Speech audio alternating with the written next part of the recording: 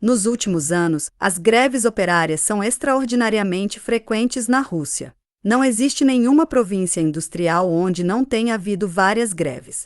Quanto às grandes cidades, as greves não cessam. Compreende-se, pois, que os operários conscientes e os socialistas se coloquem cada vez mais a miúde a questão do significado das greves, das maneiras de realizá-las e das tarefas que os socialistas se propõem ao participarem nelas. Queremos tentar fazer uma exposição de algumas de nossas considerações sobre esses problemas. No primeiro artigo, pensamos falar do significado das greves no movimento operário em geral, no segundo, das leis russas contra as greves e, no terceiro, de como se desenvolveram e desenvolvem as greves na Rússia e qual deve ser a atitude dos operários conscientes diante delas.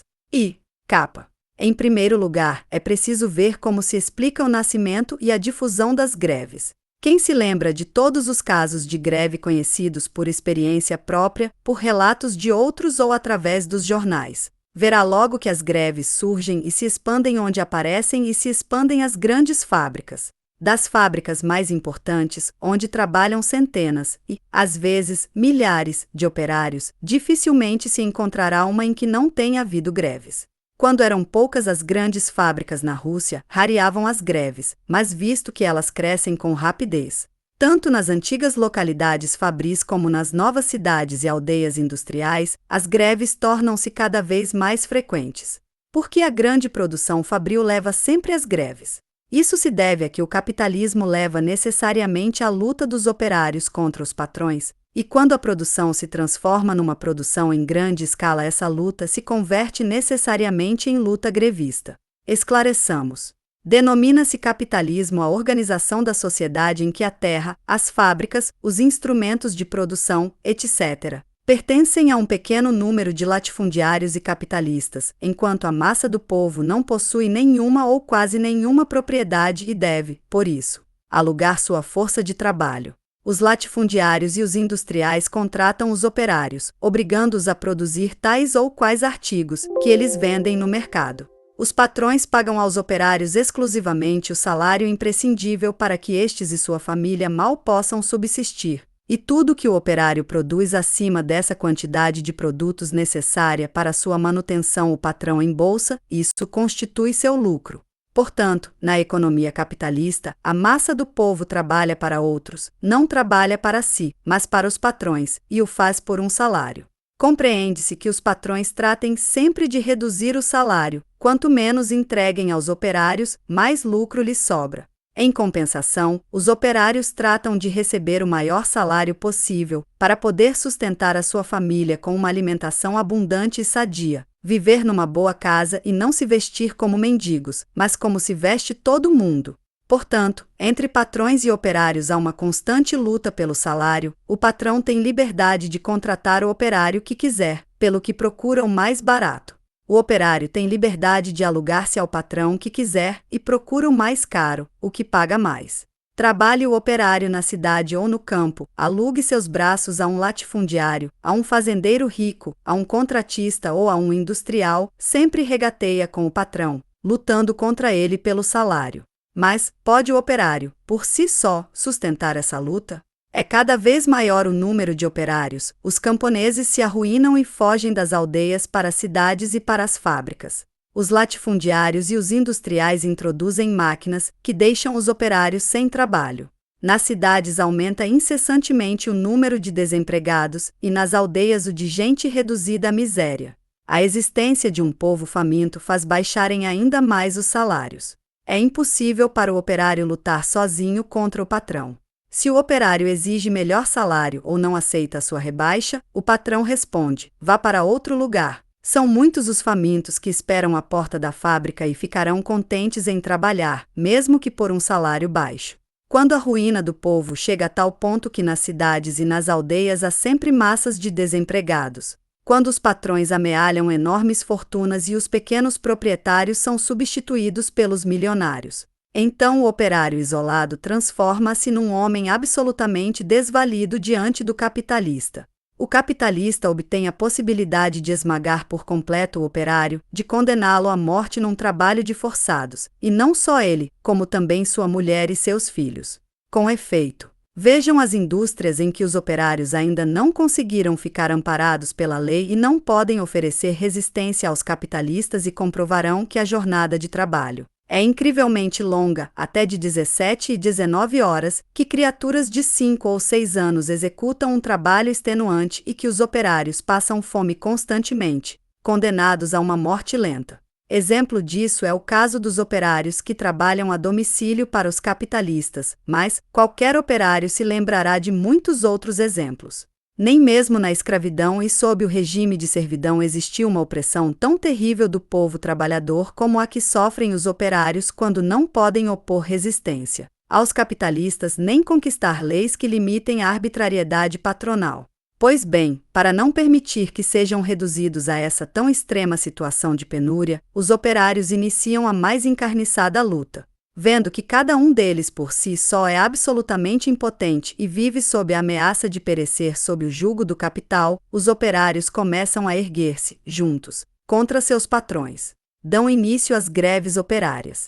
A princípio, é comum que os operários não tenham nem sequer uma ideia clara do que procuram conseguir, não compreendem por que atuam assim. Simplesmente quebram as máquinas e destroem as fábricas. A única coisa que desejam é fazer sentir aos patrões a sua indignação, experimentam suas forças mancomunadas para sair de uma situação insuportável, sem saber ainda por que sua situação é tão desesperada e quais devem ser suas aspirações. Em todos os países, a indignação começou com distúrbios isolados, com motins, como dizem em nosso país a polícia e os patrões. Em todos os países, estes distúrbios deram lugar, de um lado, a greves mais ou menos pacíficas e, de outro, a uma luta multifacética da classe operária por sua emancipação. Que significado têm as greves na luta da classe operária? Para responder a esta pergunta, devemos deter-nos primeiro em examinar com mais detalhes as greves. Se o salário do operário se determina, como vimos, por um convênio entre o patrão e o operário, e se cada operário por si só é de todo impotente, torna-se claro que os operários devem necessariamente defender juntos as suas reivindicações, devem necessariamente declarar-se em greve para impedir que os patrões baixem os salários ou para conseguir um salário mais alto. E, efetivamente, não existe nenhum país capitalista em que não sejam deflagradas greves operárias. Em todos os países europeus e na América, os operários se sentem, em toda parte, impotentes quando atuam individualmente e só podem opor resistência aos patrões se estiverem unidos, quer declarando-se em greve, quer ameaçando com a greve. E quanto mais se desenvolve o capitalismo, quanto maior é a rapidez com que crescem as grandes fábricas, quanto mais se veem deslocados os pequenos pelos grandes capitalistas, mais imperiosa é a necessidade de uma resistência conjunta dos operários, porque se agrava o desemprego, aguça-se a competição entre os capitalistas, que procuram produzir mercadorias de modo mais barato possível, para o que é preciso pagar aos operários o menos possível, e acentuam-se as oscilações da indústria e as crises. Quando a indústria próspera, os patrões obtêm grandes lucros e não pensam em reparti-los com os operários. Mas durante a crise os patrões tratam de despejar sobre os ombros dos operários os prejuízos. A necessidade das greves na sociedade capitalista está tão reconhecida por todos nos países europeus, que lá a lei não proíbe a declaração de greves. Somente na Rússia subsistiram leis selvagens contra as greves. Destas leis e de sua aplicação falaremos em outra oportunidade. Mas as greves, por emanarem da própria natureza da sociedade capitalista, significam o começo da luta da classe operária contra esta estrutura da sociedade. Quando operários despojados que agem individualmente enfrentam os potentados capitalistas, isso equivale à completa escravização dos operários. Quando, porém, estes operários desapossados se unem, a coisa muda. Não há riquezas que os capitalistas possam aproveitar se estes não encontram operários dispostos a trabalhar com os instrumentos e materiais dos capitalistas e a produzir novas riquezas. Quando os operários enfrentam sozinhos os patrões continuam sendo verdadeiros escravos, que trabalham eternamente para um estranho, por um pedaço de pão, como assalariados eternamente submissos e silenciosos. Mas quando os operários levantam juntos suas reivindicações e se negam a submeter-se a quem tem a bolsa de ouro, deixam então de ser escravos. Convertem-se em homens e começam a exigir que seu trabalho não sirva somente para enriquecer a um punhado de parasitas, mas que permita aos trabalhadores viver como pessoas. Os escravos começam a apresentar a reivindicação de se transformar em donos, trabalhar e viver não como queiram os latifundiários e capitalistas, mas como queiram os próprios trabalhadores. As greves infundem sempre tal espanto aos capitalistas porque começam a fazer vacilar seu domínio. Todas as rodas detêm-se, se assim o quer teu braço vigoroso, diz sobre a classe operária uma canção dos operários alemães. Com efeito, as fábricas, as propriedades dos latifundiários, as máquinas, as ferrovias, etc., etc., são, por assim dizer, rodas de uma enorme engrenagem. Esta engrenagem fornece diferentes produtos, transforma-os, distribui-os onde necessário. Toda esta engrenagem é movida pelo operário, que cultiva a terra, extrai o mineral, elabora as mercadorias nas fábricas, constrói casas, oficinas e ferrovias. Quando os operários se negam a trabalhar, todo esse mecanismo ameaça paralisar-se. Cada greve lembra aos capitalistas que os verdadeiros donos não são eles, e sim os operários, que proclamam seus direitos com força crescente. Cada greve lembra aos operários que sua situação não é desesperada e que não estão sós. Vejam que enorme influência exerce uma greve tanto sobre os grevistas como sobre os operários das fábricas vizinhas ou próximas, ou das fábricas do mesmo ramo industrial. Nos tempos atuais, pacíficos, o operário arrasta em silêncio sua carga, não reclama ao patrão, não reflete sobre sua situação. Durante uma greve, o operário proclama em voz alta suas reivindicações, lembra aos patrões todos os atropelos de que tem sido vítima, proclama seus direitos. Não pensa apenas em si ou no seu salário, mas pensa também em todos os seus companheiros, que abandonaram o trabalho junto com ele e que defendem a causa operária sem medo das provações. Toda greve acarreta ao operário grande número de privações, e além disso tão terríveis que só se podem comparar com as calamidades da guerra, fome na família, perda do salário, frequentes detenções, expulsão da cidade em que residia e onde trabalhava. E apesar de todas essas calamidades, os operários desprezam os que se afastam de seus companheiros e entram em conchavos com o patrão.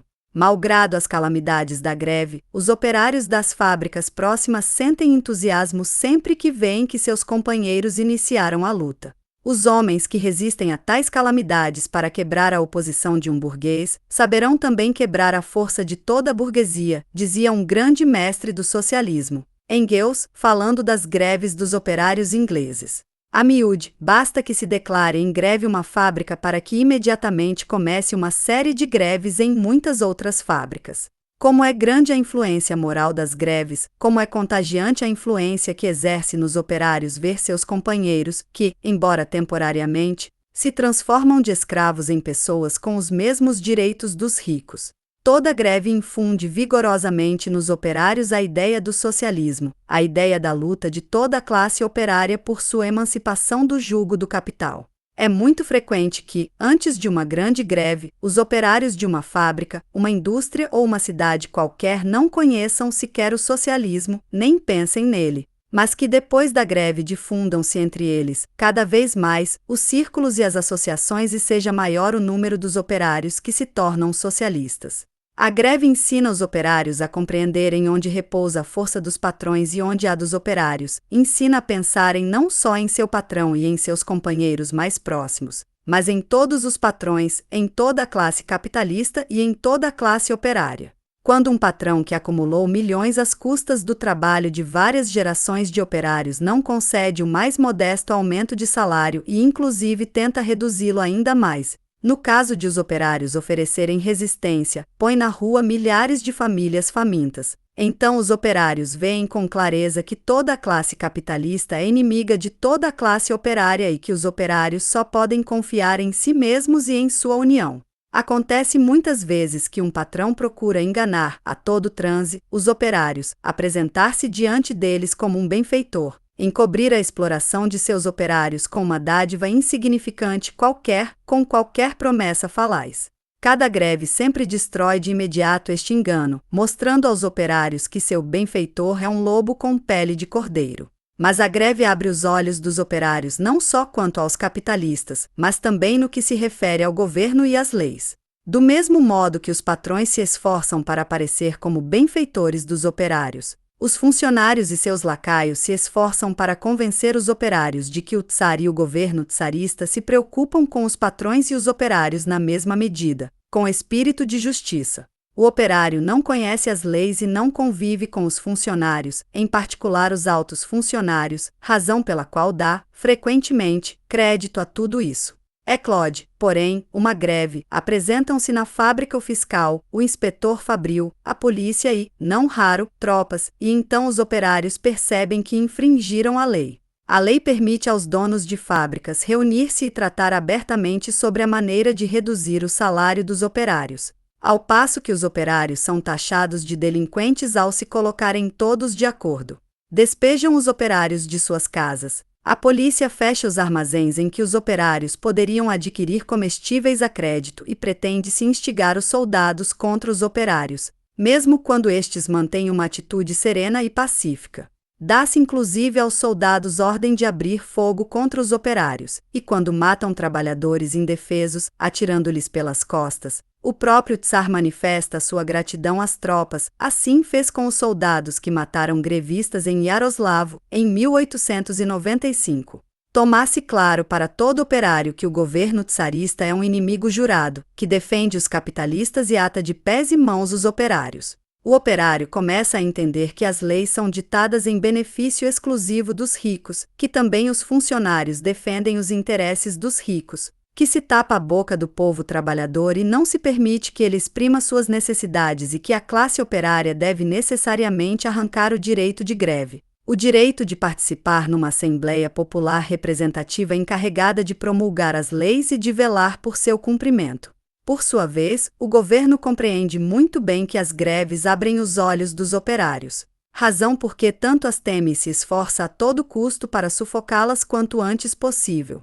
Um ministro do interior alemão, que ficou famoso por suas ferozes perseguições contra os socialistas e os operários conscientes, declarou uma ocasião, não sem motivo, perante os representantes do povo: por trás de cada greve aflora a hidra da revolução.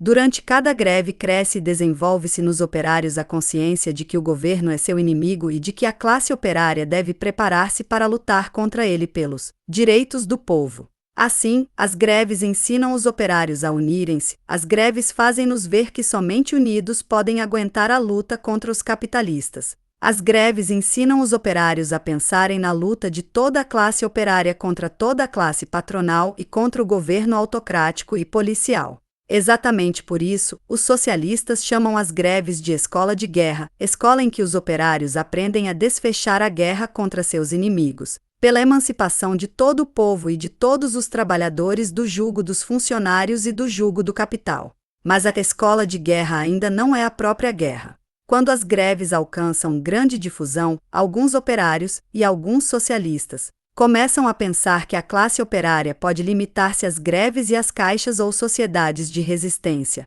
que apenas com as greves a classe operária pode conseguir uma grande melhora em sua situação e até sua própria emancipação. Vendo a força que representam a união dos operários e até mesmo suas pequenas greves, pensam alguns que basta aos operários deflagrarem a greve geral em todo o país para poder conseguir dos capitalistas e do governo tudo o que queiram. Esta opinião também foi expressada pelos operários de outros países quando o movimento operário estava em sua etapa inicial e os operários ainda tinham muito pouca experiência. Esta opinião, porém, é errada. As greves são um dos meios de luta da classe operária por sua emancipação, mas não o único, e se os operários não prestam atenção a outros meios de luta, atrasam o desenvolvimento e os êxitos da classe operária.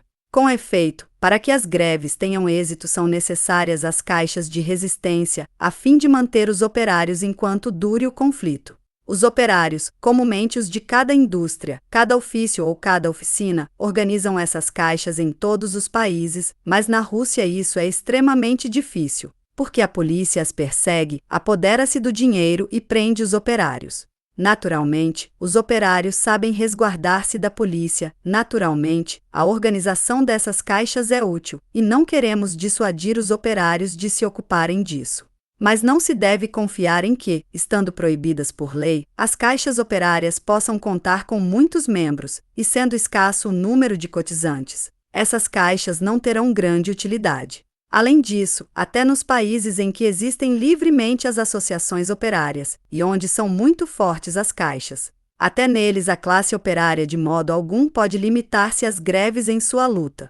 Basta que sobrevenham dificuldades na indústria, uma crise, como a que agora se aproxima da Rússia, por exemplo, para que os patrões premeditadamente provoquem greves. Porque às vezes lhes convém suspender temporariamente o trabalho e lhes é útil que as caixas operárias esgotem seus fundos. Daí não poderem os operários limitar-se, de modo algum, às greves e às sociedades de resistência. Em segundo lugar, as greves só são vitoriosas quando os operários já possuem bastante consciência, quando sabem escolher o momento para desencadeá-las, quando sabem apresentar reivindicações, quando mantêm contato com os socialistas para receber volantes e folhetos. Mas operários assim ainda há muito poucos na Rússia, e é necessário fazer todos os esforços para aumentar seu número. Tornar conhecida nas massas operárias a causa operária, fazê-las conhecer o socialismo e a luta operária. Esta é a missão que devem cumprir os socialistas e os operários conscientes, formando, para isso, o Partido Operário Socialista. Em terceiro lugar, as greves mostram aos operários, como vimos, que o governo é seu inimigo e que é preciso lutar contra ele. Com efeito, as greves ensinaram gradualmente a classe operária, em todos os países, a lutar contra os governos pelos direitos dos operários e pelos direitos de todo o povo. Como já dissemos, esta luta só pode ser levada a cabo pelo Partido Operário Socialista, através da difusão entre os operários das justas ideias sobre o governo e sobre a causa operária. Noutra ocasião nos referiremos em particular a como se realizam na Rússia as greves e a como devem utilizá-las os operários conscientes. Por enquanto devemos assinalar que as greves são, como já afirmamos linhas atrás, uma escola de guerra, mas não a própria guerra. As greves são apenas um dos meios de luta, uma das formas do movimento operário. Das greves isoladas os operários podem e devem passar, e passam realmente, em todos os países, a luta de toda a classe operária pela emancipação de todos os trabalhadores. Quando todos os operários conscientes se tornam socialistas, isto é, quando tendem para esta emancipação, quando se unem em todo o país para propagar entre os operários o socialismo e ensinar-lhes todos os meios de luta contra seus inimigos, quando formam o Partido Operário Socialista, que luta para libertar todo o povo da opressão do governo e para emancipar todos os trabalhadores do jugo do capital. Só então a classe operária se incorpora plenamente ao grande movimento dos operários de todos os países, que agrupa todos os operários, e hasteia a bandeira vermelha em que estão escritas estas palavras: proletários de todos os países, univos.